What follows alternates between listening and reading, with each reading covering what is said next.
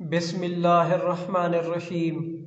عبداللہ بن عمر رضی اللہ تعالیٰ عنہ سے روایت ہے کہ رسول اللہ صلی اللہ علیہ وآلہ وسلم نے فرمایا، آدمی ہمیشہ لوگوں کے سامنے ہاتھ پھیلاتا رہتا ہے یہاں تک کہ وہ قیامت کے دن اس طرح اٹھے گا کہ اس کے چہرے پر ذرا بھی گوشت نہ ہوگا۔ صحیح بخاری حدیث نمبر 1474۔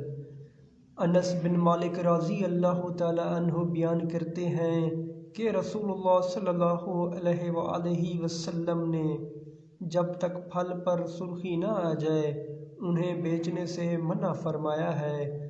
انہوں نے بیان کیا کہ مراد یہ ہے کہ جب تک وہ پک کر سرخ نہ ہو جائیں۔